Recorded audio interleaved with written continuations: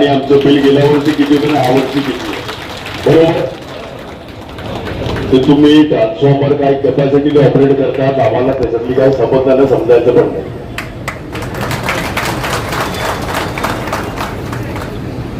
इकडे विषय झाला म्हणजे मी जेव्हा लहान होतो तेव्हा आम्हाला माहिती होती की शुक्रवारी अख्खा दिवस लाईट जाणार, तर आमची तयारी असायची की शुक्रवारी घरी बसायचं नाही, ग्राउंडवर खेळायचं. तेव्हाच आम्हाला टाइम टेबल माहिती होतं, दररोज संध्याकाळी 4 तास लाईट जाणार आणि शुक्रवारी अख्खा दिवस लाईट जाणार आहे. आणि आमचा दिवस आम्ही त्या पद्धतीने ग्राउंडचा कार्यक्रम आणि टाइम टेबल बनवायचे. आता 25 वर्षानंतर 30 वर्षांतर परिस्थिती अशी झाली आहे की नाही वार, नाही मूर्त, नाही काळ, नाही ग्रह तारे, एमएससीबी काहीच पाहत नाही. इकडे आपण हिंदुत्वाची गोष्ट करतो, काहीतरी तर वार, दिवस, कार्य, मुहूर्त काहीतरी तर पहा एमएससीबीने की आमची लोक पण तयारी ठेवतील की कुठल्या टायमेला कधी तुम्ही मेंटेनन्स मध्ये काढणार आहे. तुमचं डिपार्टमेंट तुमच्याकडे एक फोन आहे, तुमचा फोन लागत नाही, हे सगळे आम्हाला फोन लावून सुटतात. लायच्या मध्ये डिपार्टमेंट मध्ये आमचे तरी नंबर देऊन ठेवू की काही अडचण आली तर यांना फोन लावा, बरोबर का नाही. साहेब लाईट तुम्ही एक बाजूला बोलतात की अखंडित वीज पुरवठा आम्ही देऊ आणि दुसऱ्या बाजूला तुम्ही त्याच वाक्यामध्ये बोलतात की जेव्हा लाईट जाणार असेल तेव्हा आम्ही तुम्हाला 2 तास आधी कळवू. हे मला समजलं नाही. त्यामध्ये असं आहे की जेव्हा मला प्लॅनिंग एखादं काम करायचं असतो त्यासाठी वीज पुरवठा चालू असतो, परंतु प्रिव्हेंटिव्ह मेंटेनन्स भविष्यात तो माझा जंप अचानक तुटू नये म्हणून मला प्रिव्हेंटिव्हसाठी मी 2 तासाचं बंद आहे ते इंटिमेशन देऊ. साहेब त्याच्यामध्ये 2 कॅटेगरी असतात. एक पावसामुळे काहीतरी घटना झाली, ब्रेकडाऊन झालं, ऍक्सिडेंट झालं, ते आम्ही आमची लोक तेवढी समजदार आहेत की ते तुमच्या हातात नाही आहे. पण जेव्हा तुम्ही प्रिव्हेंटिव्ह मेंटेनन्स सांगतात तर त्या टायमाला काहीतरी मुहूर्त पाळा.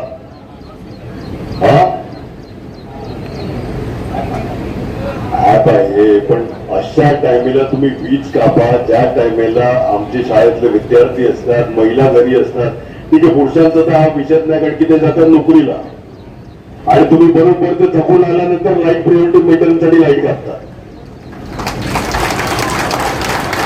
माझी विनंती हीच आहे की ठीक आहे एखादं पाऊस झाड बीड हे ते पडलं आणि त्याच्यामुळे तुमचं ऍक्सिडेंटल ब्रेकडाऊन झालं तर आमची लोक तेवढी समजदार आहेत. पण जेव्हा प्रिव्हेंटिव्ह मेंटेनन्सला असे काही फिक्स करा ज्याच्यामुळे लोकांना कमीत कमी त्रास कसा होईल त्या पद्धतीने मला वाटतं आपण आपल्या डिपार्टमेंटला योग्य ती आदेश बोलत विनंती करतो आम्ही तुम्हाला की त्या पद्धतीनेच झाला पाहिजे. जर गेल्या 10 वर्षापासून रेग्युलर डिपार्टमेंटचे एक कंप्लेंट आहे की बिलामध्ये वाढ, म्हणजे तिकडे चाळमध्ये राहणारे 400-500 रुपयाचे बिल यायचं तिकडे आता 8-10 हजार रुपये त्या झोपड्यामध्ये आणि चाळीमध्ये बिल यायला लागलेली.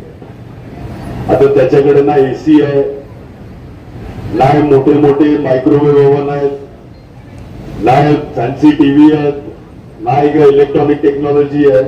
पण ज्या चाळमध्ये 400-500 रुपये बिल यायचं तिकडे आज अर्धा म्हणजे माझ्याकडे लोक आलेली संतोष भाऊंचं तुम्ही इकडे आणि धान्य वगैरेचा विषय केला, तिथली लोक आलेली की आमच्या भाडाची पावती बघा आणि आम्ही एमएससीबीची बिल बघा. म्हणजे आम्ही एमएससीबीला घराचे पैसे देतो आणि घर मालकाला एमएससीबीचं बिल देतो. ही परिस्थिती लोक तिकडे बोलायला लागली. तर भाड्याची पावती एमएससीबी पेक्षा कमी दराची होती हे त्या लोकांनी आम्हाला दाखवले. आता तो राहणारा 150-200 फुट्यामध्ये राहणारा त्याचे आता 10-10 हजार रुपये बिल कसं येऊ शकते हे आम्हाला जरा समजून ऐकायला परिस्थिती ती. ते बघा तिकडे किती लोकांनी हात वरती केले.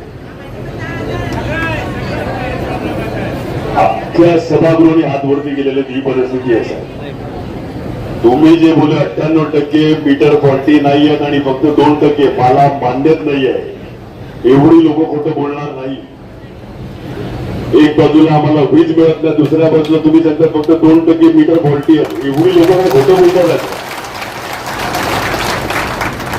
तुम्ही जेवढं बोललात ना सबस्टेशन स्विचिंग स्टेशन नारेकीचा तुम्ही उल्लेख केला, भूमिपूजन केलं, 8 महिने झाले, काय काम चालू झालं तिकडे? तुम्ही फक्त डिस्ट्रीब्युशन आणि कलेक्शन, तुमच्या आपशातल्या भानगडीमध्ये आम्ही मरले जातो. तुम्ही एकमेकाच्या डिपार्टमेंटवर कुठे दाखवलं काय का ना काय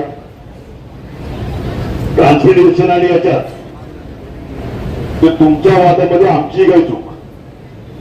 तुम्हाला एक प्रश्न विचारला तर तुम्ही बोलणार की नाही ते ह्यांचं काम आहे, त्यांना विचारलं तर ते बोलणार की नाही ते तुमचं काम आहे. 8 महिने झाले भूमिपूजन झालं नारंगीचं, स्विचिंग स्टेशनचं, तिकडे किती काम झालंय, किती काम झालं तिकडे. तुम्ही कारगिल नगरला 10 गुंठे सांगितली, 10 गुंठे मी देतो तुम्हाला. 8 महिने झाले नारंगीला काम चालू झालेलं नाहीये, इकडे 10 गुंठे दिल्यानंतर किती वर्षांनी तुम्ही काम चालू करतील. मला एक सांगा साहेब, पालघर जिल्हा 50% पेक्षा जास्ती लोकसंख्या वसई तालुक्यामध्ये आहे. 8 तालुक्यात 7 तालुके त्या बाजूला तुमचं कलेक्शन आणि लॉस किती आहे ना, आमच्या वसई तालुक्यामध्ये तुमचं कलेक्शन सांगा किती आहे. 94% तुमचं आमच्या इकडे कलेक्शन आहे, म्हणजे तुमची चोरी किती तर फक्त 6%. खोटं बोलतोय मी. आणि त्यावेळेस तुमची चोरी किती आहे 7 तालुक्यामध्ये, किती आहे चोरी.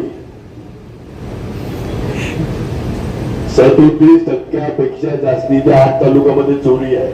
आमच्या इकडे फक्त 6% चोरी होते. तुमचे ट्रान्सफॉर्मर काय कॅपॅसिटीने इकडे चालतात,